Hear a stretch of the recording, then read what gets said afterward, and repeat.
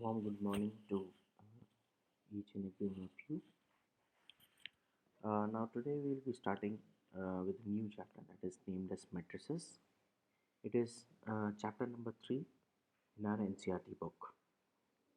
Now the topics that we will be covering uh, as per the NCRT exercise, as you can see here, we have the exercise 3.1, which will be having the introduction about the matrices, and also the other topics that are included in the same exercise will be the types of matrices and the equality of matrices. In our next session we'll be having the exercise 3.2, that is about the properties of matrices.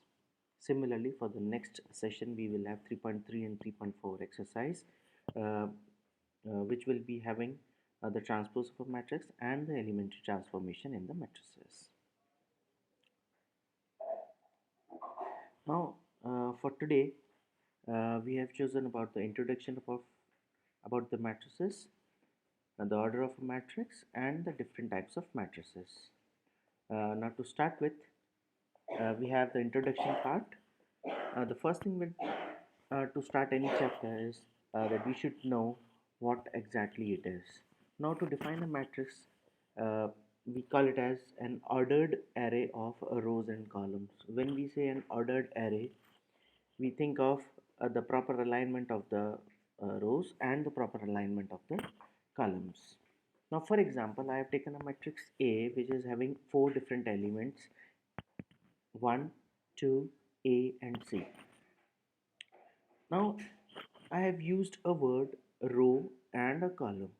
Now, in this case, this 1 and 2 will be considered as the elements for row 1, and similarly A and C will be considered as the elements for row 2.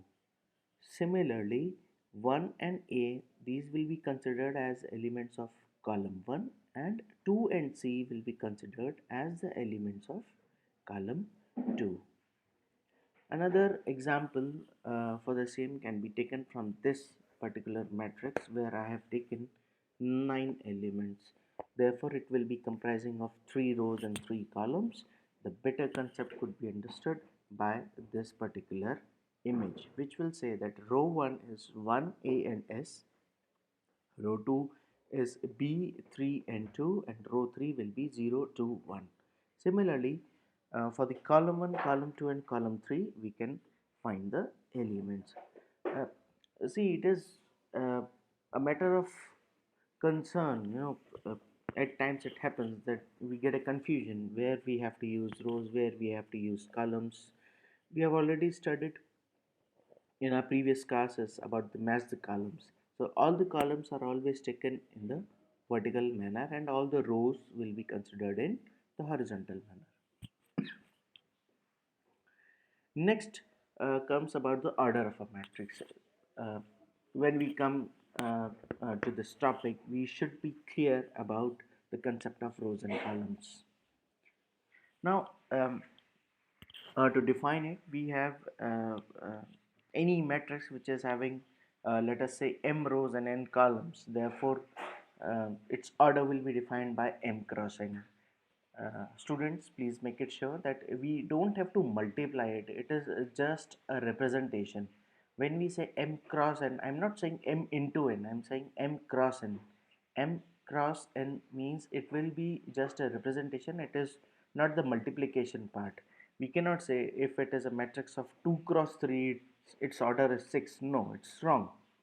M cross n, it is just the representation. Now, for an example, I have taken the previous matrix A, which is having 4 elements: 1, 2, A, and C. Its order will be 2 cross 2 because it is having 2 rows and 2 columns. Remember, students, this is the number of rows and this is the number of columns. Here we have 1 row, 2 row, therefore I have taken here as 2, and 2 columns, first column and second column. Another example uh, we can have for the same is the same matrix 1 A S B 3 2. Here the order will be 3 cross 3. Why? Because we are having 3 rows three rows, row 1, row 2 and row 3, and three columns, C1, C2 and C3. Now the different types of matrices. See, as per the examination point of view, yes, there are few important points in this particular topic, but as per the concept of knowledge, I think it is very much beneficial if we know this type of matrices. Uh, to start with, we have a null or a zero matrix. As the name suggests, zero matrix means all the elements of this particular matrix will be zero. It can be any type of matrix, and it can be of 2 cross 2, it can be of uh, any other order, but if all the elements of that particular matrix are 0, it means it will be a null or a zero matrix. Now for example, uh, let us say any matrix A of order 2 cross 2, I have taken all the elements of 0 as 0, therefore it will be considered as a null or a zero matrix. Similarly, for another matrix B, I have taken its order as, its order will be, it will be 2 cross 1. Why? Because it is having two different rows, one row and second row, and one single column. Therefore its order will be 2 cross 1. But because all the elements of this particular matrix are 0, we will consider it as a null or a zero matrix. Next is about the row matrix. As the name suggests, it will have only one single row. I repeat, it will have only one single row. It can have any number of columns, but the mandatory part is it should have only one single row. For example, we have any matrix A. See, now in this case, we have only one single row, but two columns. Therefore, its order will be 1 cross n. 1 cross n, only one row and n number of columns. N can be any number. Similarly, here also we have B matrix as 1, 2 and 3. Here the the number of columns is 3, but the number of rows will remain as 1 only. Therefore, we will call such type of matrix as a row matrix. In the same contrast, we have another concept of the column matrix, and as per the name, we should have only one single column. It can have any number of rows. It can have m cross 1 as order. Now in the case of row matrix, its general order will be 1 cross n, one row and n number of columns, whereas in column matrix the order should be m cross 1. M is the number of rows and 1 should be the column. Remember it thoroughly, because uh, uh, since NCRT has introduced a special section of 20 marks, that is of MCQ and short questions, such small concepts become very much necessary to understand, because we can expect a number of questions from that. Another type of matrix is a square matrix, and for any square we know that uh, the length and breadth remain same. Therefore, in this case, if the number of rows and the number of columns remain same, we will call it as a square matrix. Example, we can have the two matrices that we have studied already. Matrix A, elements 1, 2, A and C. It is a square matrix of order 2 cross 2. We have two rows and two columns, therefore it is known as a square matrix of 2 cross 2. Similarly, for this matrix B, its order will be 3 cross 3, because it is having 3 rows and 3 columns, and as the number of rows and the number of columns are equal, we will consider it as a square matrix of order 3 cross 3. Coming to the next part, we have the diagonal matrix. Diagonal matrix name suggests that all the elements will be considered in a diagonal manner. All non-diagonal elements are 0. All non-diagonal elements are 0. For example, like this. Now, I have mentioned here non-diagonal elements. First of all, we should know what are diagonal elements. Diagonal elements are these elements switching from left to right in a diagonal manner. These are diagonal elements. Now, other than these, if all the elements are 0, now here you can find other than these three, all the other elements are taken as 0. Therefore, we call this type of matrix as a diagonal matrix. The reason being that all non-diagonal elements are 0. These are the diagonal elements. The other elements will be considered as the non-diagonal elements, and if they all are 0, we will take this type of matrix as a diagonal matrix. Here also we have taken 1 and C as the diagonal elements, and the all other non-diagonal elements considered as 0. Therefore, such type of matrices are known as a diagonal matrix. Now, coming to the most important part, the most important type of matrix, that is the identity matrix. In our further exercises, we will be using this matrix, the maximum. हमने see, we have studied. If we go back, we have studied how many? We have studied 4 here and 5 and 6 here. So this sixth matrix, identity matrix, will be considered as the most important one because we will be using this matrix further in our exercises.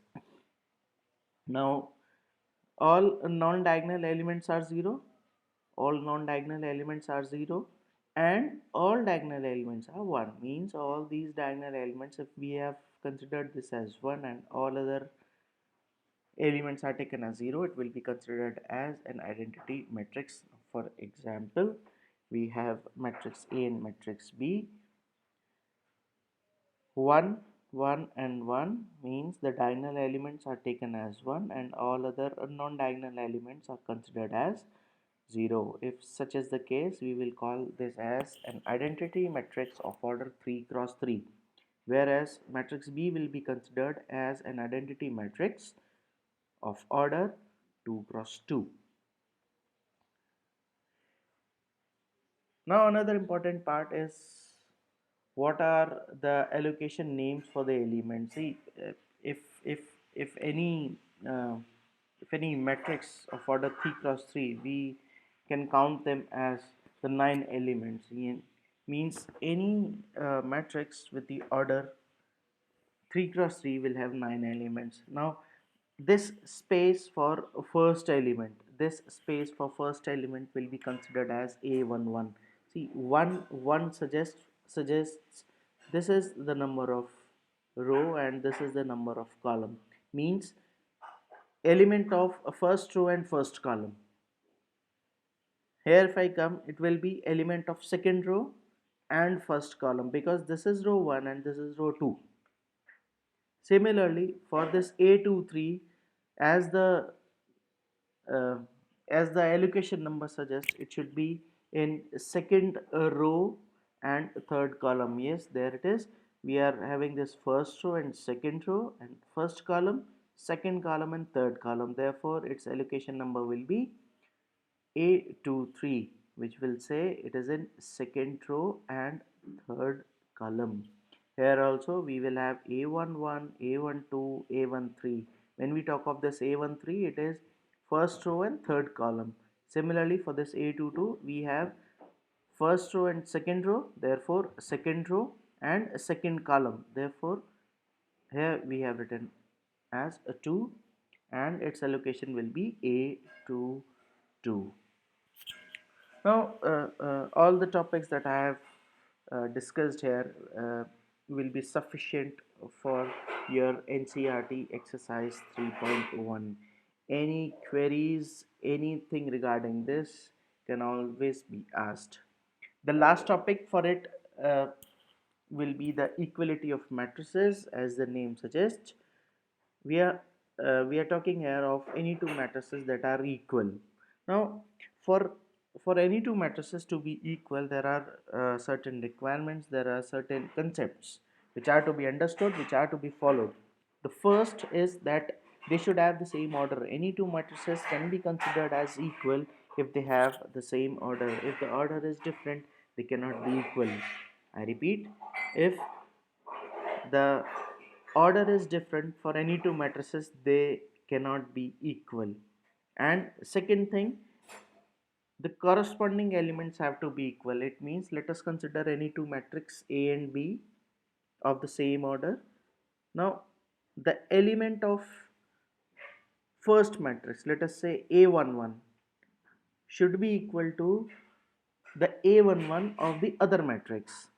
For example, if we have considered any two matrices of 3 cross 3, which is having the elements 1, 12, 19, 20, 3, 10, 4, 7 and 8, and the other matrix with the elements A, B, C, D, E, F, G, H, I. Now if these two are equal, yes, they can be equal. Why? Because they have the same order. This is of 3 cross 3 and this is also of 3 cross 3. Second thing, if they are equal, their corresponding element should have to be equal. Means, I mean to say, this 1 should be equal to A, 12 should be equal to B, and 19 should be equal to C. Or we can say vice versa also. The value of F will be 10, the value of G will be 4, the value of I will be 8. We can conclude from this that A is equal to 1, B is equal to 12, C is equal to 19, D is equal to 20, E is 3, F is 10, and in the same manner G will be 4, H will be 7, and I will be 8. Now that's all for today. Um, through this small video, you can easily have your exercise from NCERT book, that is 3.1. Any questions regarding the same, any concept if you have missed, anything that you wish to know, anything you wish to understand again, you can always give me a call. Uh, my number is already flashing on my YouTube channel. Please like it. Thank you.